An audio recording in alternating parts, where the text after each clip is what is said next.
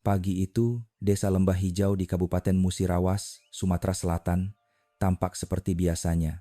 Burung-burung berkicau di pohon rambutan, suara ayam jantan masih bersahut-sahutan, dan embun tipis menempel di dedaunan padi yang baru tumbuh. Suasana desa terasa damai, seakan tidak ada hal besar yang sedang terjadi. Namun di balik ketenangan itu, hati seorang pria muda bernama Arif sedang diguncang badai. Sudah 3 hari lamanya istrinya, Dewi, tidak kembali ke rumah. Bagi Arif, hilangnya Dewi bukan hal biasa.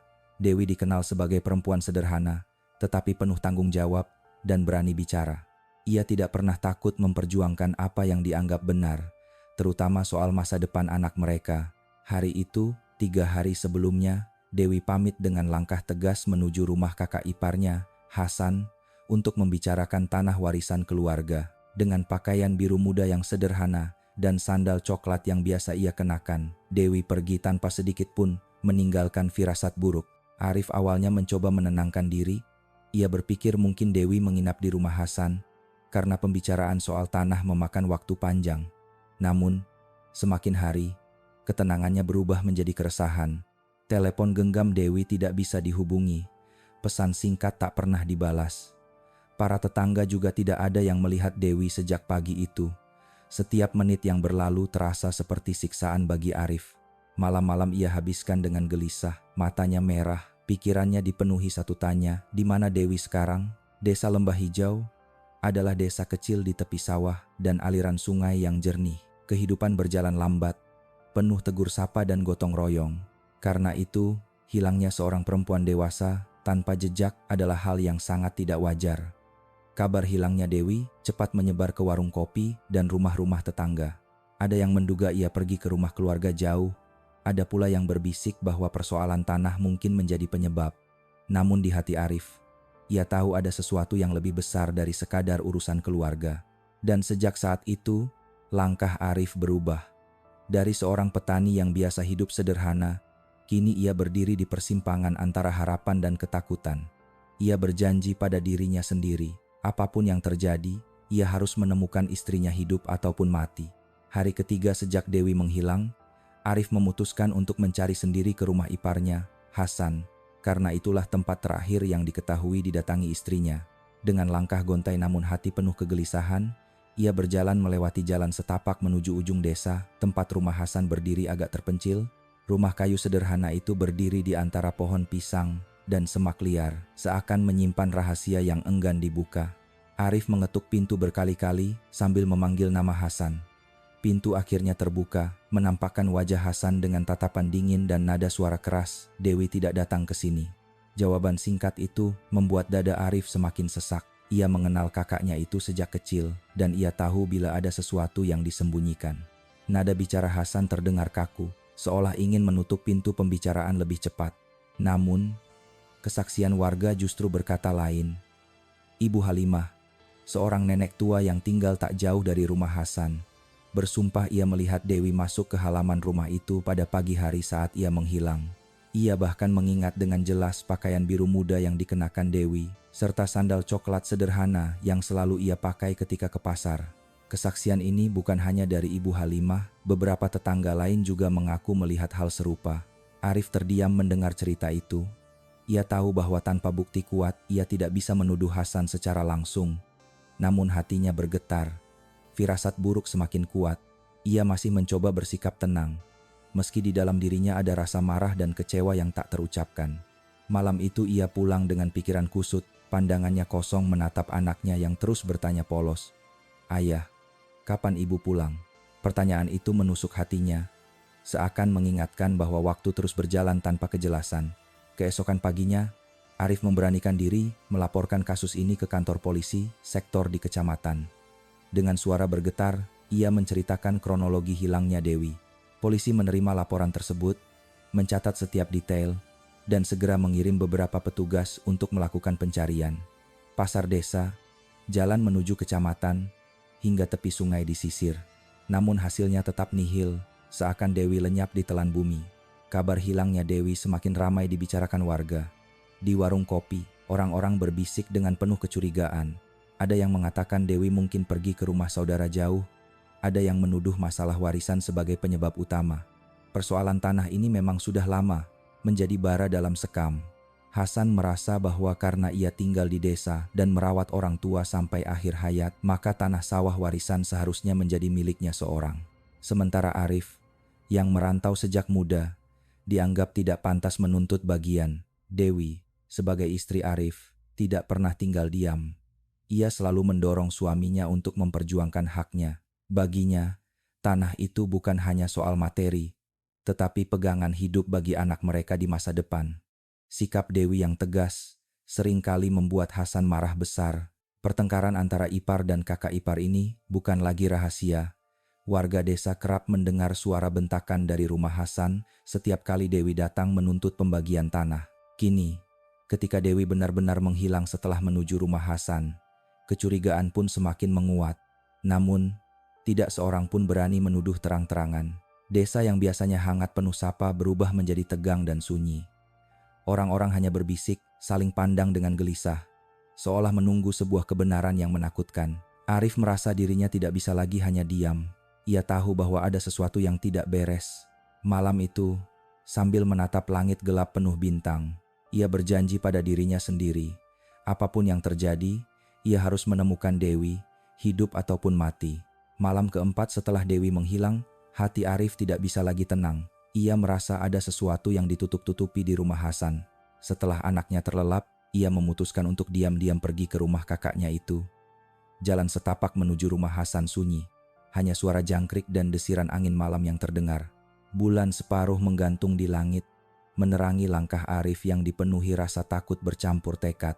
Rumah Hasan tampak gelap dari kejauhan. Arif yakin kakaknya sedang tidak berada di rumah. Dengan hati-hati, ia menyusuri bagian samping hingga ke belakang rumah. Di sana, terdapat beberapa kandang ayam, kandang itik, dan satu kandang besar yang sudah lama terkenal di desa karena dihuni seekor ular sanca raksasa milik Hasan. Hewan itu sering jadi bahan obrolan anak-anak, tubuhnya besar, panjang, dan menyeramkan. Arif melangkah lebih dekat. Dalam cahaya redup, matanya menangkap sesuatu yang membuat dadanya serasa berhenti berdetak.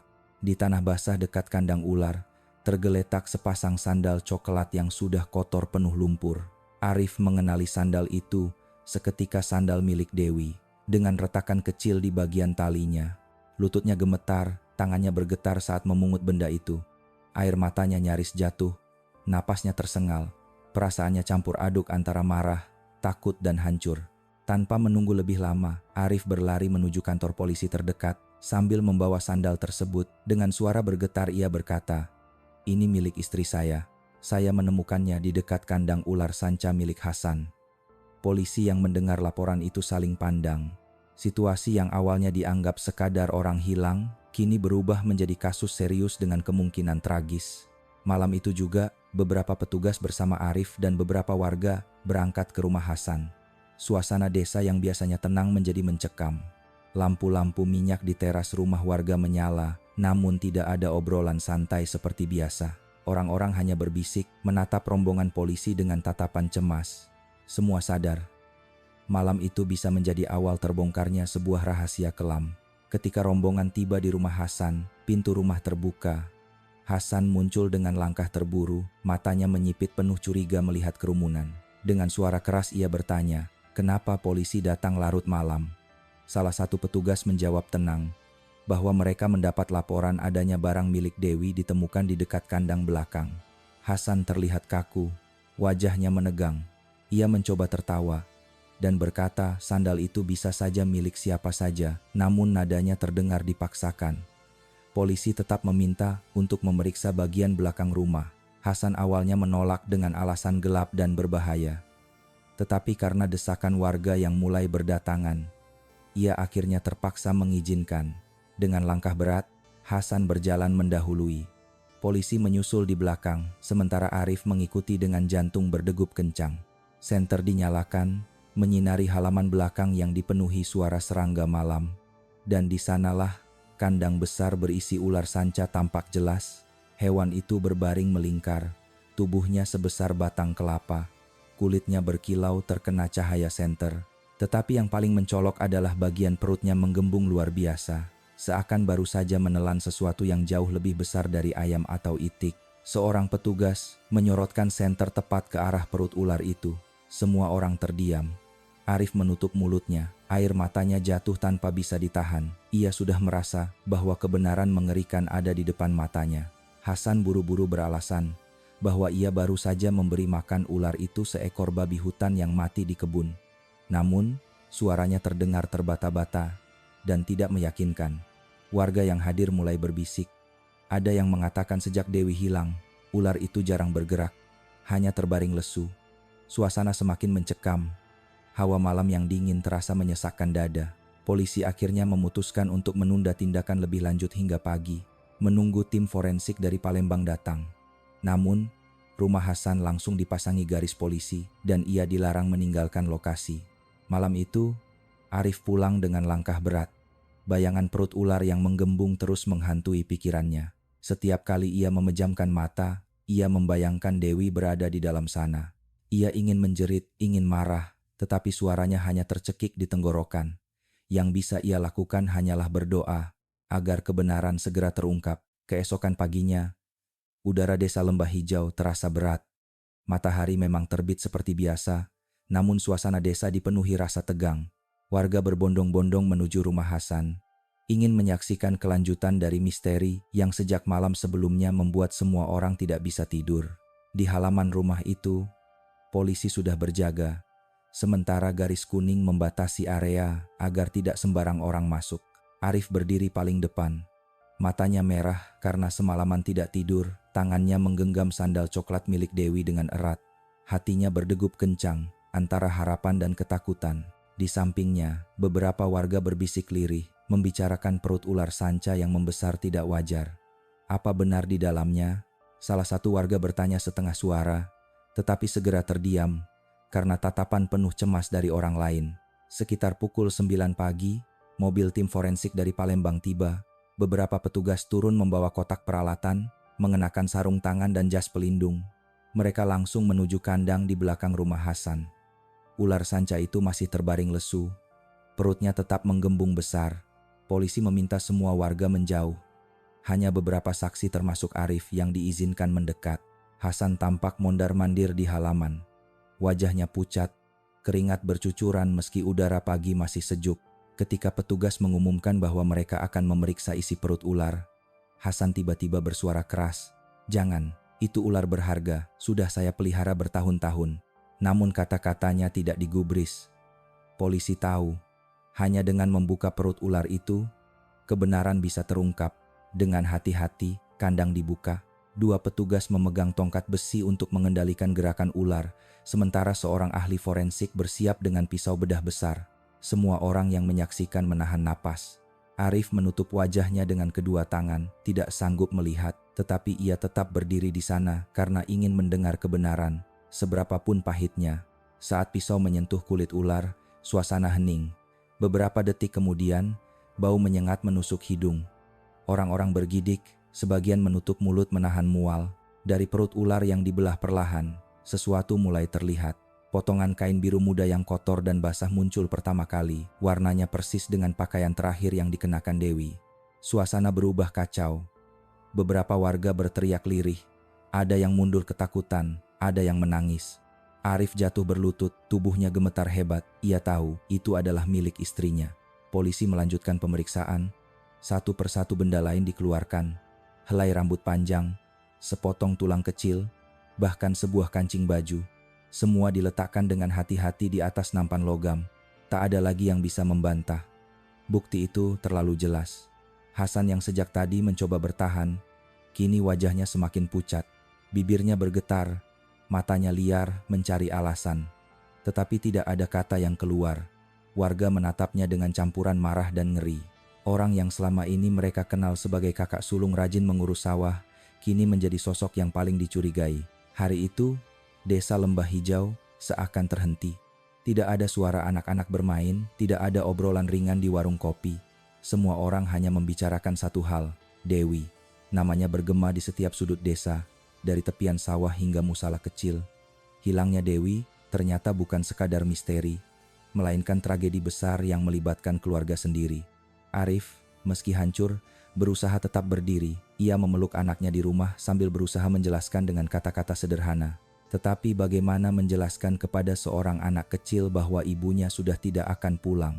Malam itu, Arif hanya bisa berdoa panjang di musala desa. Air matanya jatuh di sajadah, hatinya memohon agar kebenaran segera terungkap sepenuhnya dan keadilan ditegakkan. Dan di balik semua itu, Hasan hanya duduk di teras rumahnya, wajahnya kosong, warga menjauh darinya, tatapan penuh curiga menusuk dari segala arah. Bagi mereka, misteri yang menakutkan sudah mulai terjawab, tetapi rasa ngeri baru saja dimulai. Setelah penemuan mengerikan itu, polisi semakin serius menangani kasus hilangnya Dewi. Malam hari, rumah Hasan resmi dipasangi garis polisi. Tidak ada seorang pun yang diizinkan keluar masuk tanpa pengawasan. Hasan sendiri diperintahkan tetap berada di dalam rumah, diawasi ketat oleh aparat. Wajahnya semakin tegang, bibirnya kering, matanya berulang kali menghindari pandangan orang-orang di sekitarnya. Arif malam itu pulang dengan langkah gontai. Sandal koklat milik Dewi masih ia genggam erat, seolah menjadi satu-satunya penghubung dengan istrinya. Ia tidak bisa tidur. Bayangan perut ular yang menggembung dan kain biru yang keluar dari dalamnya terus menghantui pikirannya. Setiap kali memejamkan mata, ia membayangkan wajah Dewi yang lembut, lalu berganti dengan kengerian yang baru saja ia saksikan. Di warung kopi desa, perbincangan warga semakin panas. Ada yang mengatakan Hasan pasti terlibat langsung, ada pula yang masih berusaha percaya bahwa mungkin ini hanya kebetulan. Tetapi kesaksian Ibu Halimah dan bukti dari perut ular membuat semua orang sulit menolak kenyataan. Bahkan beberapa bapak tua yang biasanya bijak hanya bisa menggelengkan kepala. Ini di luar nalar manusia, ujar salah satunya. Keesokan harinya, polisi dari Palembang datang membawa tim lengkap. Mereka memeriksa setiap sudut rumah Hasan. Di dapur, ditemukan pisau dengan noda kecoklatan yang mencurigakan. Di dekat pintu belakang, lantai kayu terlihat masih basah, tetapi saat diperiksa, ada bercak yang ternyata bekas darah. Semua bukti itu difoto, dicatat, dan disita. Hasan yang melihat hanya bisa membantah, suaranya naik turun, tetapi terdengar semakin tidak meyakinkan. Sementara itu, kesedihan Arif semakin dalam. Ia harus menghadapi anaknya yang terus bertanya polos, "Ayah, kenapa ibu belum pulang?" Pertanyaan itu menghantam dadanya lebih keras daripada apapun. Dengan suara bergetar, ia hanya bisa mengusap kepala anak itu dan berkata, "Ibu sedang bersama Tuhan, nak." Namun setelah itu, ia menangis diam-diam di kamar, agar anaknya tidak melihat air matanya. Di sisi lain, kesaksian warga semakin menumpuk. Beberapa tetangga mengaku sering mendengar suara pertengkaran keras dari rumah Hasan setiap kali Dewi datang membicarakan tanah. Bahkan, ada yang mengatakan melihat Hasan membentak Dewi di halaman rumah beberapa hari sebelum ia menghilang. Semua kesaksian ini semakin memperkuat dugaan bahwa masalah warisan menjadi pemicu tragedi. Hasan sendiri mulai terlihat gelisah. Malam-malam di rumahnya yang kini dijaga polisi membuatnya tidak bisa tidur. Ia sering mondar-mandir di ruang tamu, duduk sebentar lalu bangkit lagi. Sesekali ia menutup wajah dengan kedua tangan. Kadang ia mengumpat pelan. Warga yang memperhatikannya dari kejauhan semakin yakin ada rahasia besar yang ia sembunyikan. Bagi Arif, semua ini adalah mimpi buruk yang tidak pernah ia bayangkan. Kakaknya sendiri, darah dagingnya, kini menjadi orang yang paling dicurigai sebagai penyebab hilangnya Dewi. Kenangan masa kecil ketika mereka bermain bersama di sawah, memanjat pohon rambutan, atau mandi di sungai kini berubah menjadi luka yang dalam. Hatinya terbelah antara rasa sakit karena kehilangan istri dan rasa hancur karena pengkhianatan keluarga. Malam itu, di musala desa, warga berkumpul untuk menggelar doa bersama. Mereka membaca tahlil untuk Dewi, meski jasadnya belum ditemukan utuh. Suasana penuh tangis tertahan. Ustadz desa dalam doanya berkata, "Semoga arwah Dewi diberi tempat terbaik dan semoga kita semua belajar bahwa keserakahan bisa menutup hati manusia." Kata-kata itu membuat banyak orang menunduk, merenung dalam-dalam. Arif yang duduk di saf depan hanya bisa menangis. Ia merasa seakan dunia runtuh di hadapannya. Namun dalam tangis itu, ia berjanji bahwa ia tidak akan berhenti mencari kebenaran. Apapun harga yang harus dibayar, ia akan menuntut keadilan untuk Dewi. Malam kelima setelah Dewi menghilang, suasana desa Lembah Hijau benar-benar mencekam. Rumah Hasan kini dijaga ketat, garis polisi melingkari halaman, dan warga mulai berkerumun dari kejauhan. Mereka tidak berani terlalu dekat, namun rasa ingin tahu membuat mata mereka tertuju ke kandang ular yang menjadi pusat segala kecurigaan. Arif, meski hatinya hancur, tetap mendampingi polisi. Ia merasa tanggung jawabnya sebagai suami adalah memastikan kebenaran terungkap.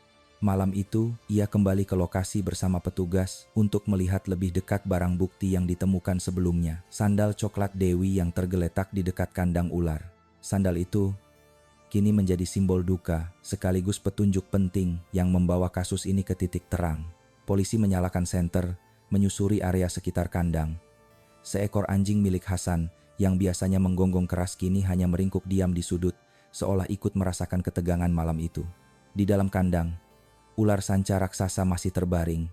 Tubuhnya hampir tidak bergerak, perutnya tetap menggembung besar, membuat semua orang yang melihat bergidik ngeri.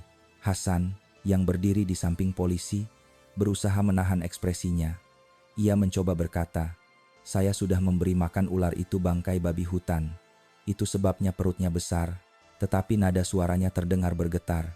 Seorang warga berbisik lirih, "Kalau benar babi hutan, kenapa ularnya tidak bergerak sejak kemarin?" Bisikan itu menyebar cepat, menambah kengerian yang sudah menyesakkan dada.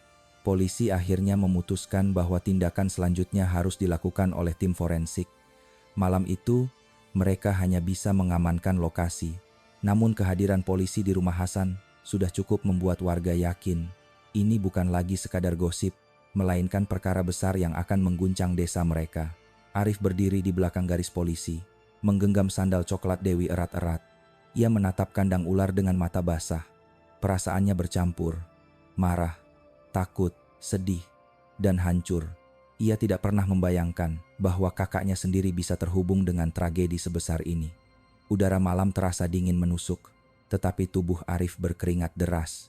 Ketika jam mendekati tengah malam, polisi menutup pemeriksaan sementara dan memerintahkan semua warga untuk kembali ke rumah masing-masing. Namun hampir tidak ada yang bisa tidur malam itu. Bayangan perut ular yang membengkak seolah terus menghantui pikiran mereka. Arif pulang dengan langkah lemah. Di rumah, anaknya sudah tertidur pulas. Arif duduk di tepi ranjang, memandangi wajah kecil itu sambil menahan air mata. Dalam hatinya ia berdoa, "Ya Allah, berikanlah aku kekuatan. Jika benar Dewi sudah tiada, izinkan aku menuntut keadilan untuknya." Air matanya jatuh di pipi, membasahi bantal kecil milik anaknya. Di sisi lain, Hasan semakin gelisah. Di rumahnya yang kini dipenuhi polisi, ia duduk di kursi kayu tua sambil menunduk.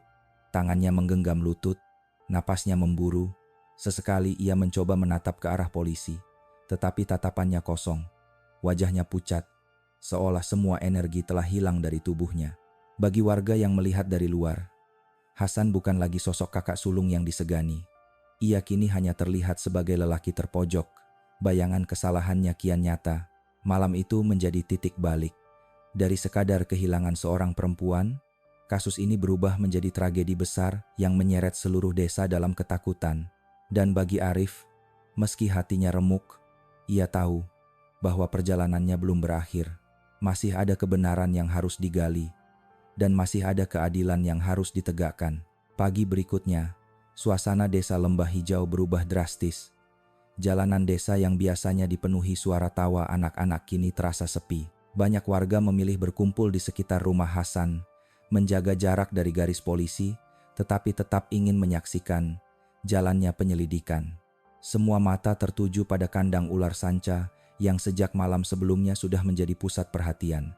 Sekitar pukul 9 pagi, tim forensik dari Palembang akhirnya tiba dengan peralatan lengkap.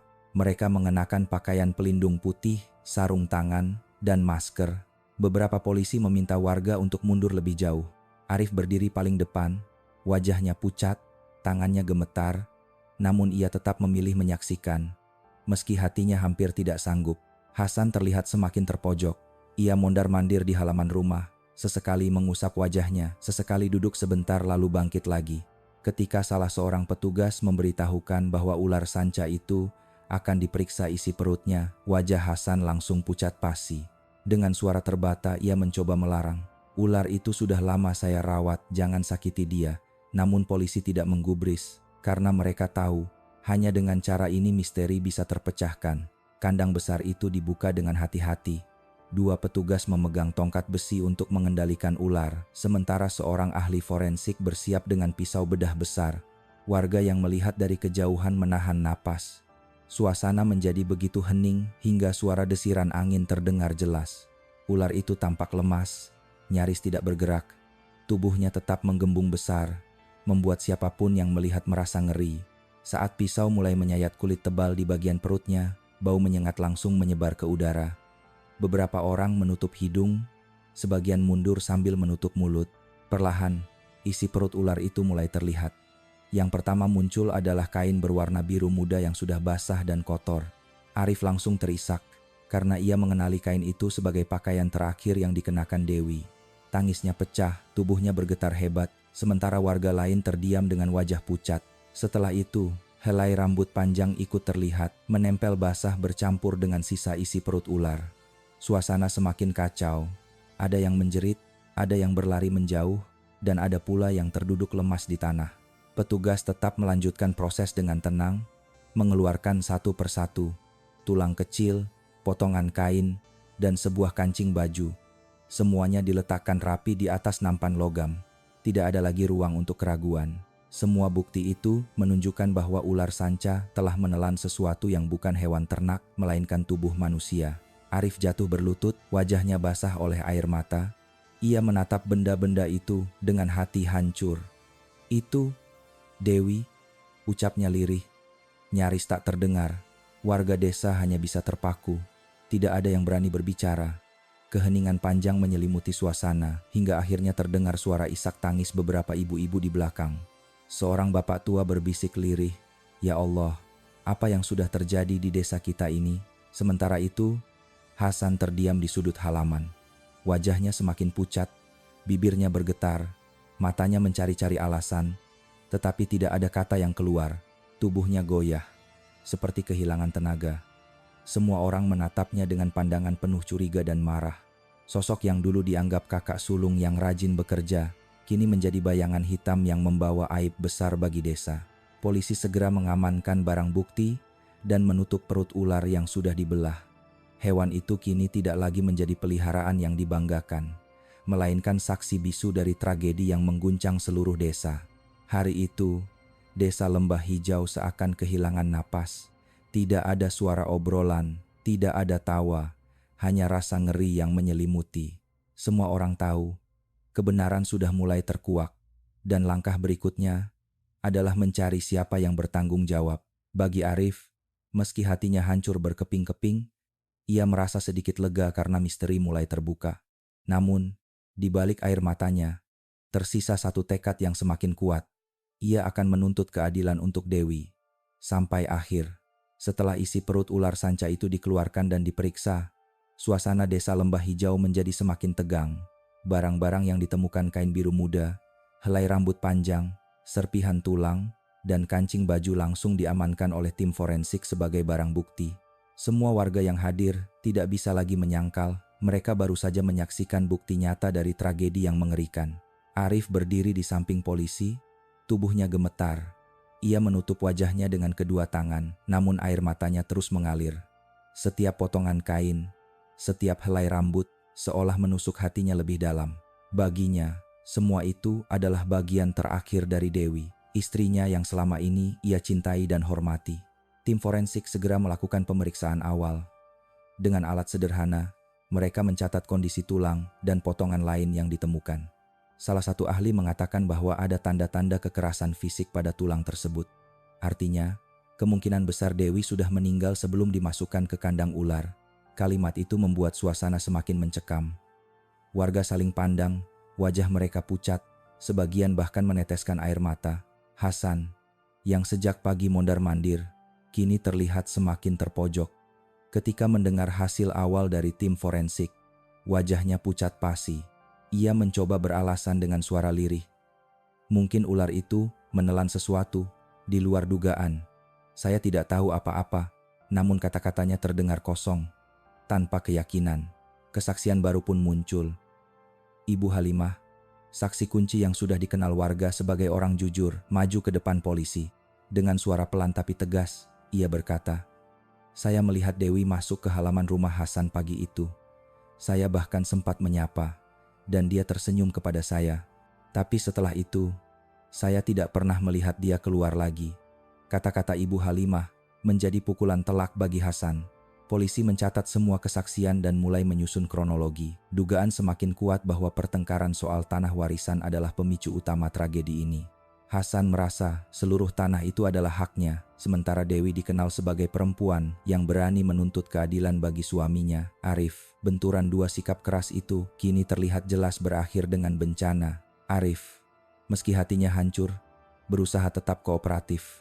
Ia dipanggil polisi untuk memberikan keterangan tambahan. Dengan suara bergetar, ia menceritakan bagaimana Dewi sering mengingatkannya agar memperjuangkan hak mereka. Ia juga menyebutkan bahwa beberapa hari sebelum menghilang, Dewi berkata dengan nada tegas, "Kalau masalah tanah ini tidak segera jelas, aku sendiri yang akan mendatangi Hasan."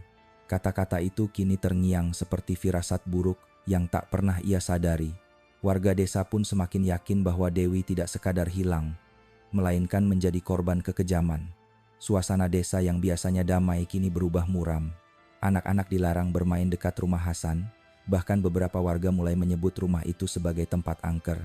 Garis polisi yang melintang di depan rumah membuat semua orang merasa seolah tempat itu menyimpan kegelapan.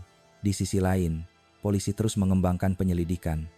Mereka membawa semua barang bukti ke laboratorium forensik di Palembang untuk diperiksa lebih lanjut. Hasil pemeriksaan DNA akan menjadi kunci untuk memastikan identitas korban. Namun bagi Arif, ia sudah tahu jawabannya. Setiap barang yang ditemukan terlalu jelas menunjukkan bahwa itu adalah milik Dewi. Malam itu, Arif kembali ke rumah dengan langkah berat.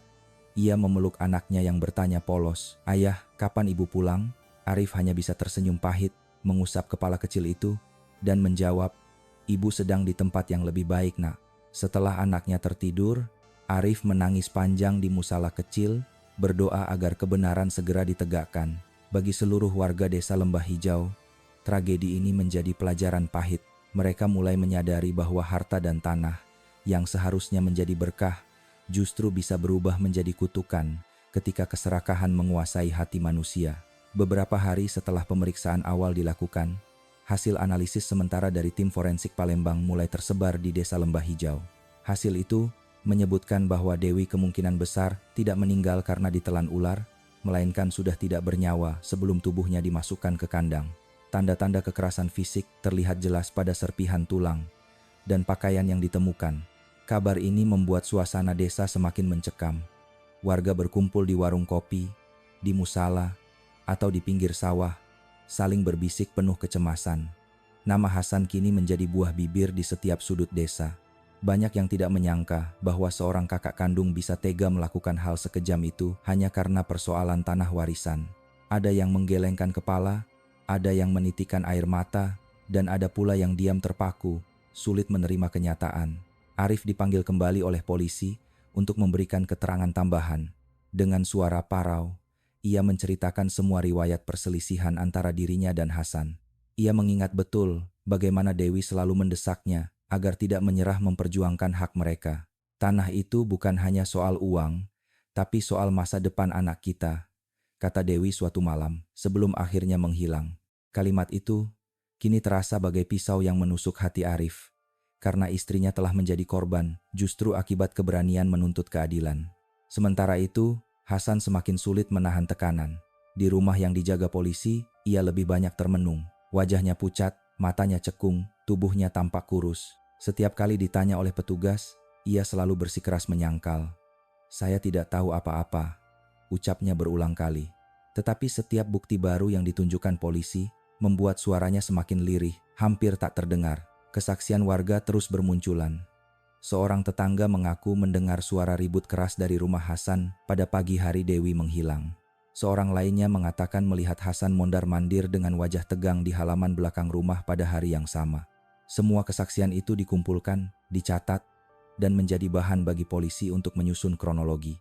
Di sisi lain, Arif menjalani hari-harinya dengan perasaan hancur. Ia harus menjaga anaknya seorang diri, memasak, memberi makan, dan menidurkannya. sambil menahan rasa sakit yang terus menghantui. Setiap kali anaknya bertanya, "Ayah, kapan ibu kembali?" Arif hanya bisa menangis diam-diam di malam hari, memeluk anaknya erat-erat agar tidak merasa kehilangan sepenuhnya. Warga desa mulai melihat Hasan dengan tatapan penuh curiga. Rumahnya yang dulu ramai dengan suara ayam dan itik kini sepi dan dijauhi orang. Anak-anak kecil dilarang orang tuanya mendekat ke sana. Bahkan ada yang menyebut rumah itu sebagai rumah kematian. Hasan yang biasanya dihormati sebagai kakak sulung, kini dianggap sebagai aib besar bagi keluarga dan desa. Polisi semakin yakin bahwa pertengkaran soal tanah warisan menjadi pemicu utama. Hasan merasa haknya dirampas, sementara Dewi berani menuntut keadilan bagi suaminya. Dua sikap keras itu bertabrakan, dan ketika amarah memuncak, tragedi pun terjadi. Hasil awal forensik menjadi dasar kuat bagi polisi untuk meningkatkan status penyelidikan dari orang hilang menjadi dugaan pembunuhan. Arif mendengar hasil itu dengan hati yang remuk. Tangisnya pecah di halaman kantor polisi, membuat beberapa petugas ikut terdiam, tidak sanggup menatap kesedihan seorang suami yang kehilangan istrinya dengan cara begitu kejam. Namun di balik tangisnya, ada sebuah tekad yang semakin membara. Ia harus memastikan Hasan mempertanggungjawabkan semua perbuatannya di depan hukum. Bagi warga desa Lembah Hijau, kebenaran yang perlahan terkuak membuat mereka sadar bahwa tragedi ini bukan sekadar masalah keluarga, tetapi juga peringatan pahit bahwa ketika keserakahan menguasai hati, darah dan ikatan keluarga pun bisa dikorbankan. Hari-hari berikutnya di desa Lembah Hijau berjalan dalam suasana tegang. Setelah hasil awal forensik diumumkan, polisi resmi meningkatkan status Hasan dari saksi menjadi tersangka utama. Rumahnya yang sudah dipasangi garis polisi kini benar-benar sunyi. Hanya ada beberapa petugas yang berjaga, sementara warga desa memilih menjauh, meskipun rasa ingin tahu tetap membuat mereka sering mengintip dari jauh. Hasan kemudian dibawa ke kantor polisi kabupaten untuk diperiksa lebih lanjut. Tangannya diborgol, wajahnya tertunduk, dan langkahnya goyah. Warga yang melihat saat ia digiring keluar rumah hanya bisa terdiam. Ada yang menahan marah, ada yang menangis, ada pula yang hanya menggeleng tidak percaya. Bayangan seorang kakak sulung yang dulu rajin bekerja kini lenyap, digantikan dengan sosok pria yang dianggap biang keladi tragedi. Di ruang pemeriksaan, polisi berusaha keras menggali pengakuan dari Hasan. Namun ia tetap keras kepala. "Saya tidak membunuh siapa-siapa," katanya berulang-ulang, meski barang bukti sudah menumpuk. Sandal cokelat Dewi, bercak darah di dapur rumah Hasan, pisau dengan noda kecokelatan, hingga kesaksian Ibu Halimah yang melihat Dewi masuk ke rumah Hasan pagi itu. Semua bukti itu ditunjukkan kepadanya satu persatu. Hasan hanya terdiam, wajahnya pucat, matanya kosong. Di sisi lain, Arif dipanggil untuk kembali memberikan keterangan tambahan. Ia menceritakan semua perselisihan tanah, pertengkaran demi pertengkaran yang terjadi, hingga keberanian Dewi yang sering menegur Hasan secara langsung. "Dewi hanya ingin hak kami jelas, tidak lebih. Dia tidak pernah mencari masalah, hanya ingin keadilan," kata Arif dengan suara bergetar. Polisi mencatat setiap kata dengan serius, karena semua itu menjadi bagian penting dalam membangun kronologi kejadian. Di desa, warga semakin terbelah. Ada yang merasa marah besar pada Hasan, ada pula yang masih ragu mempercayai bahwa ia bisa sekejam itu.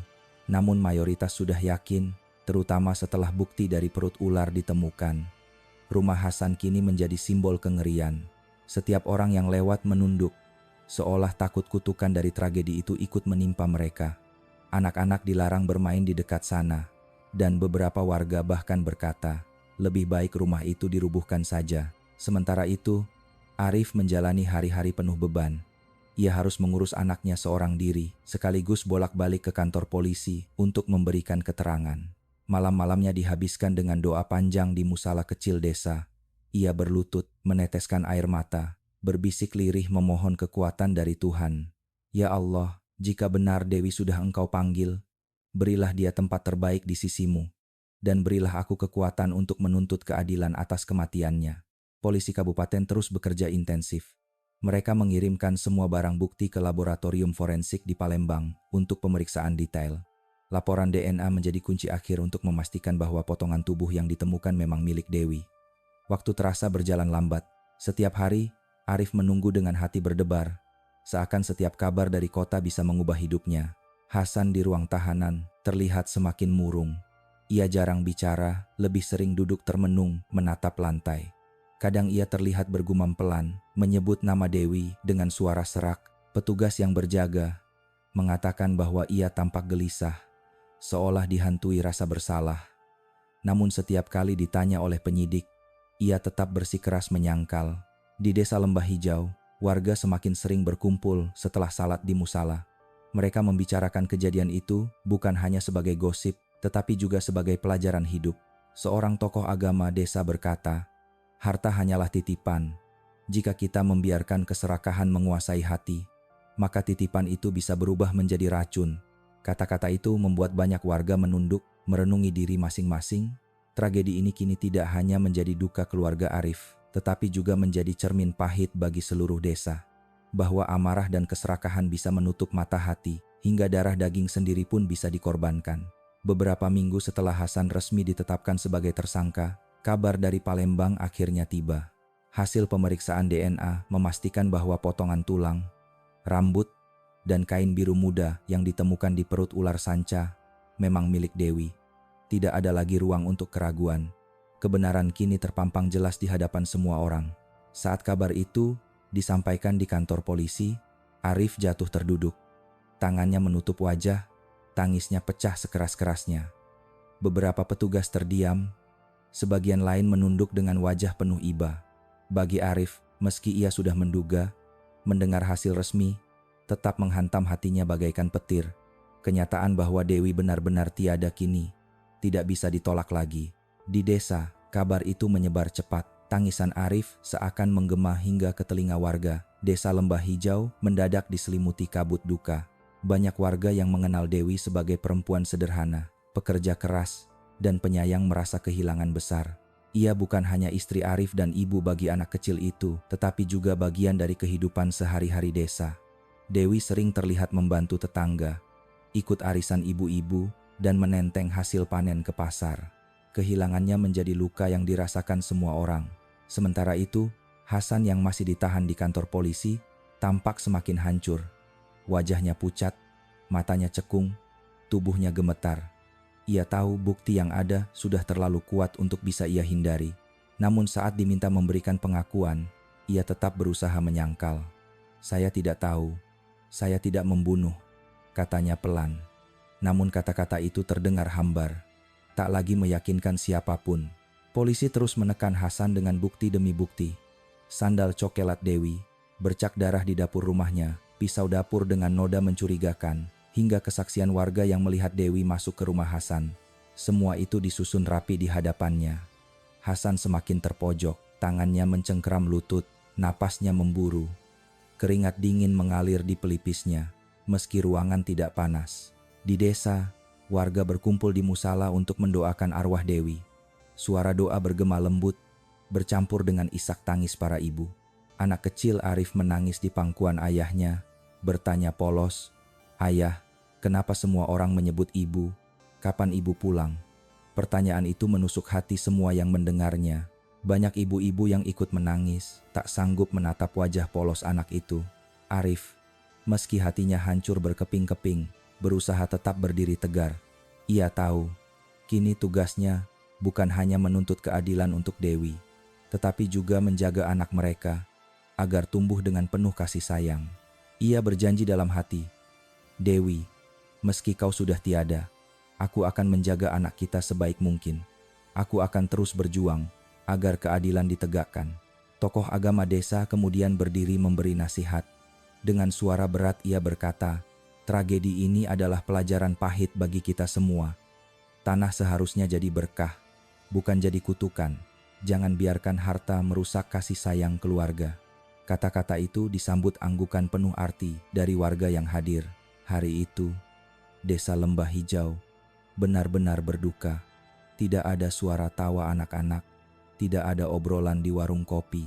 Semua orang sibuk merenungkan betapa cepatnya keserakahan bisa mengubah kasih sayang menjadi bencana. Dan di balik semua itu, satu nama kini menjadi pusat perhatian. Hasan, kakak kandung Arif sendiri, yang diduga menjadi dalang dari tragedi kelam ini. Hari-hari berikutnya, setelah hasil forensik diumumkan, suasana desa Lembah Hijau semakin kelam. Garis polisi masih terpasang di rumah Hasan, membuat tempat itu terlihat seperti luka terbuka di tengah desa. Setiap orang yang lewat hanya menunduk, enggan menoleh, seolah takut kutukan dari tragedi itu menular. Di kantor polisi kabupaten, Hasan masih ditahan. Ia menjalani pemeriksaan tambahan hampir setiap hari. Pada awalnya, ia masih mencoba keras menyangkal semua tuduhan. Namun semakin lama, semakin banyak detail yang membuatnya tidak bisa lagi bersembunyi.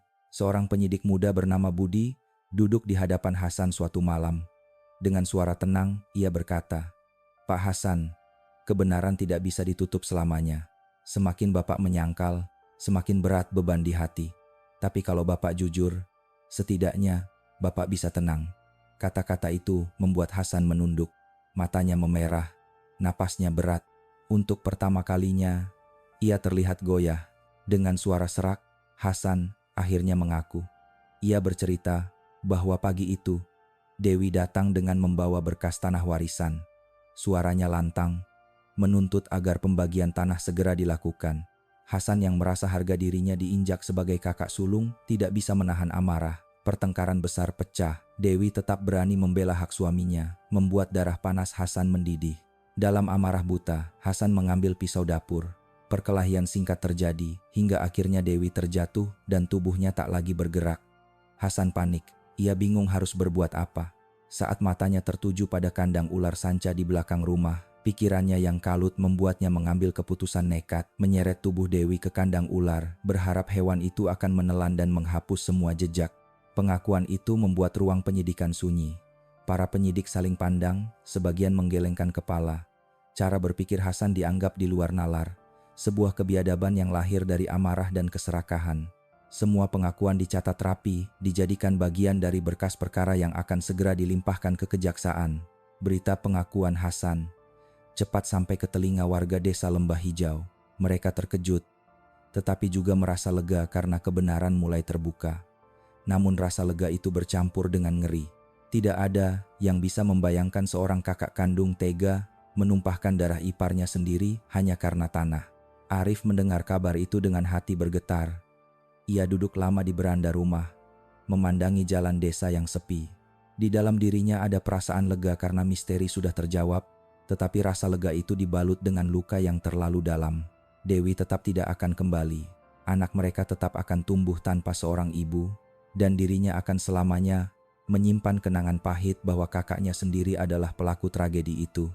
Di desa, suasana semakin tegang. Banyak keluarga mulai membicarakan masalah warisan mereka sendiri, khawatir hal serupa bisa terjadi. Seorang bapak tua di warung kopi berkata lirih, "Tanah hanyalah tanah, tapi bila hati manusia buta, tanah bisa berubah jadi racun." Semua yang mendengar hanya bisa mengangguk pelan. Malam itu, warga berkumpul di musala. Doa tahlil digelar untuk Dewi. Suara ayat suci bergema lembut, membuat hati warga yang lelah sedikit lebih tenang. Arif duduk di saf depan, mengangkat tangan tinggi-tinggi, memohon agar istrinya diberi tempat terbaik di sisi Tuhan. Air matanya mengalir deras, tetapi kali ini bercampur dengan rasa ikhlas. Ia tahu perjalanan menuntut keadilan masih panjang, tetapi ia juga sadar, kebenaran sudah mulai menampakkan diri. Setelah pengakuan Hasan dicatat polisi, proses hukum mulai bergerak lebih cepat. Berkas perkara disiapkan untuk dilimpahkan ke kejaksaan. Warga desa Lembah Hijau semakin ramai membicarakan sidang yang akan datang. Bagi mereka, ini bukan hanya tentang nasib Hasan, tetapi juga tentang jawaban atas tragedi yang telah mengguncang desa kecil itu. Di rumahnya, Arif berusaha menjalani hari dengan penuh kesabaran.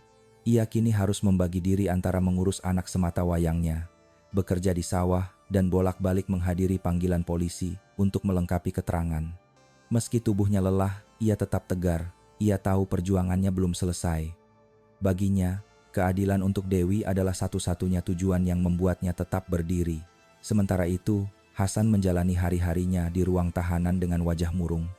Ia jarang berbicara dengan tahanan lain. Makan hanya sedikit, tubuhnya semakin kurus.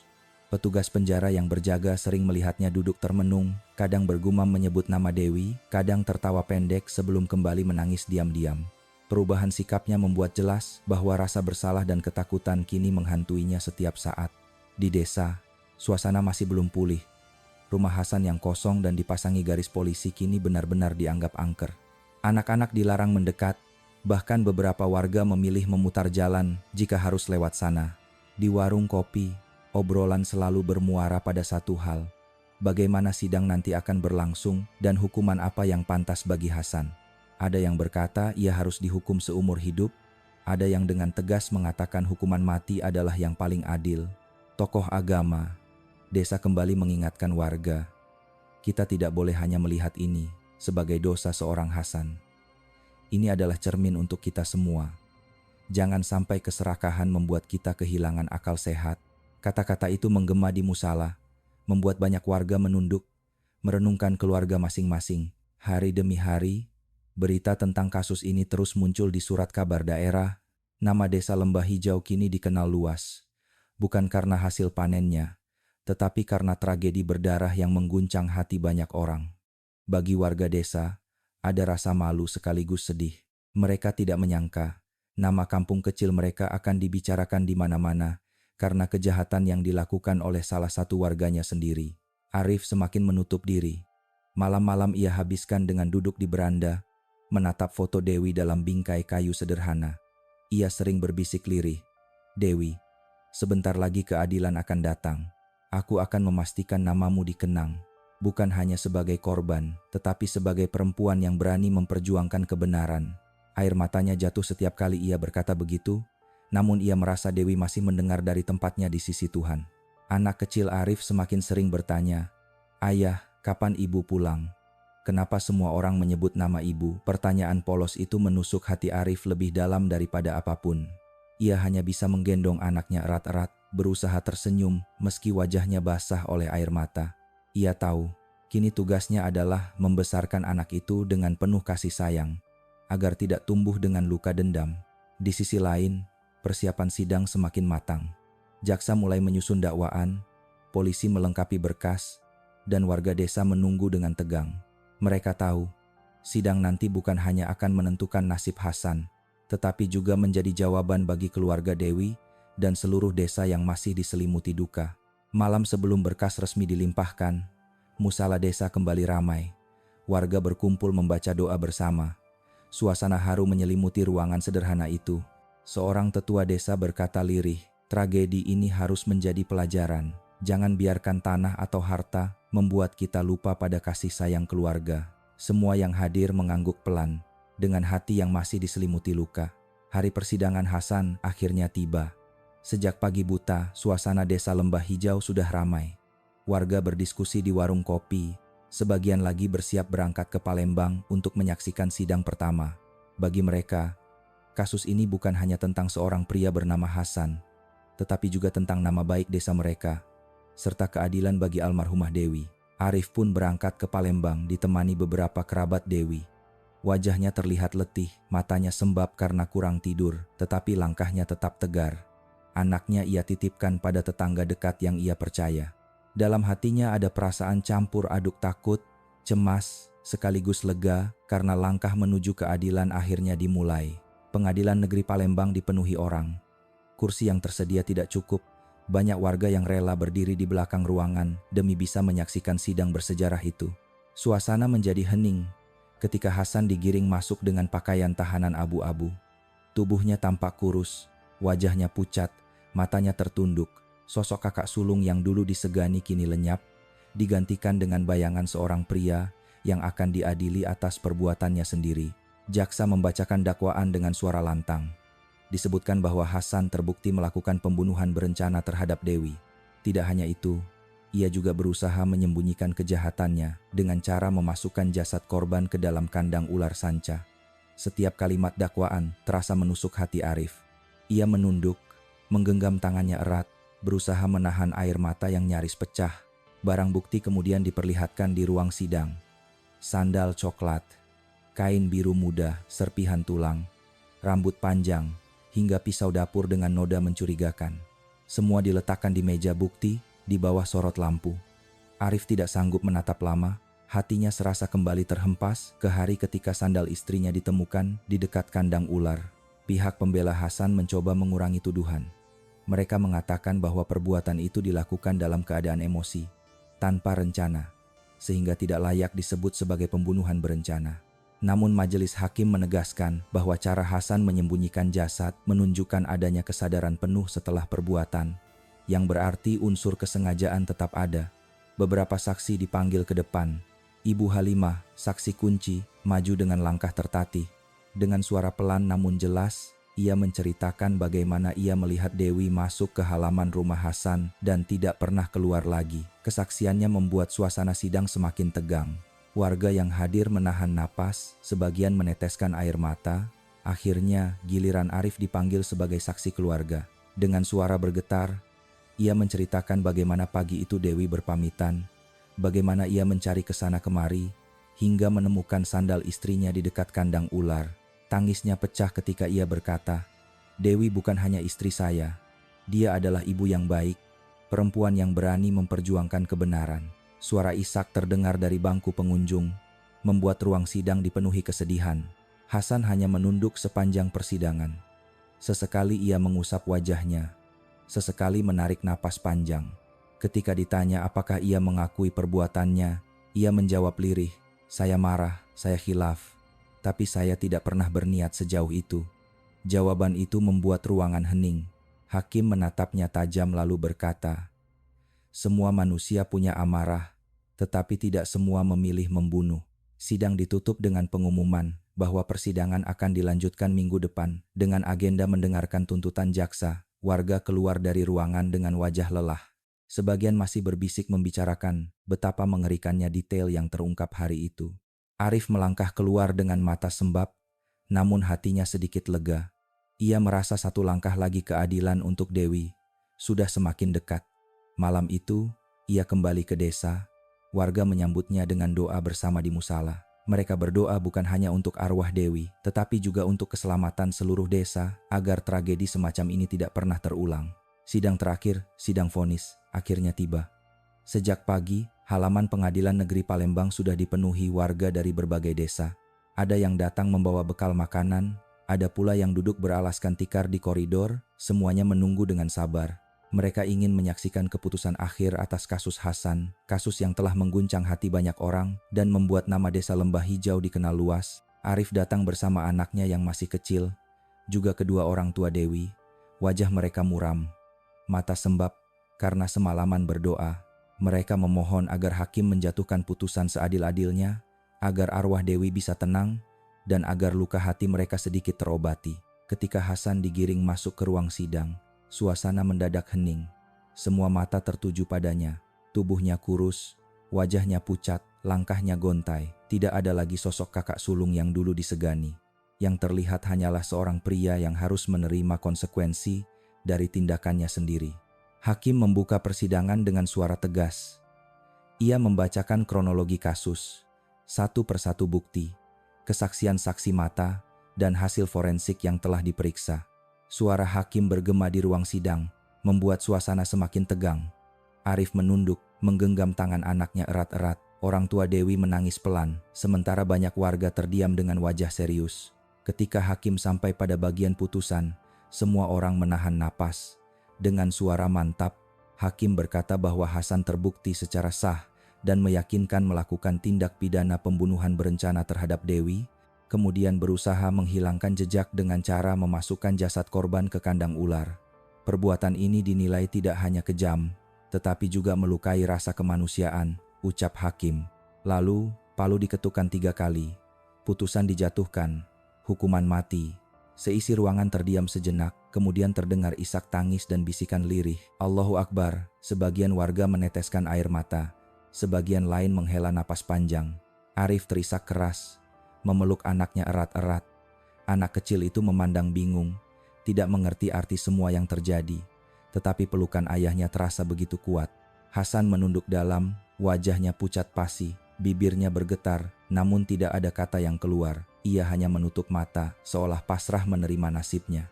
Petugas segera menggiringnya keluar dari ruang sidang, sementara suara doa dan isak tangis menggiring langkahnya.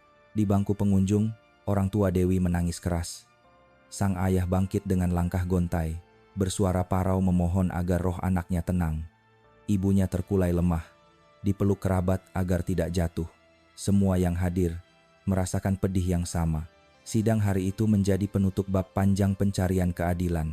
Warga desa yang hadir pulang dengan wajah campur aduk. Ada yang merasa lega karena hukum ditegakkan, ada yang masih diliputi rasa ngeri mengingat cara tragis Dewi meninggal. Namun semua sepakat, tragedi ini harus menjadi pelajaran agar tidak pernah terulang. Malam harinya, warga desa Lembah Hijau kembali berkumpul di musala. Doa tahlil digelar untuk arwah Dewi. Suara ayat suci bergema lembut membawa kesejukan ke hati yang masih luka. Arif duduk di saf depan, menunduk dengan air mata mengalir deras. Meski luka hatinya tidak akan pernah hilang, ia merasa sedikit lega karena keadilan sudah ditegakkan. Di sudut musala, seorang nenek tua berbisik kepada cucunya, "Ingatlah nak, jangan pernah biarkan tanah atau harta membuat kita lupa akan kasih sayang keluarga. Harta bisa dicari, tapi saudara tidak bisa diganti." Kata-katanya sederhana, namun menusuk hati semua yang mendengarnya. Dan malam itu, langit desa Lembah Hijau seakan lebih terang dari biasanya. Bintang-bintang bersinar, seolah membawa pesan bahwa meski dunia penuh luka, selalu ada cahaya yang menuntun manusia menuju kebenaran.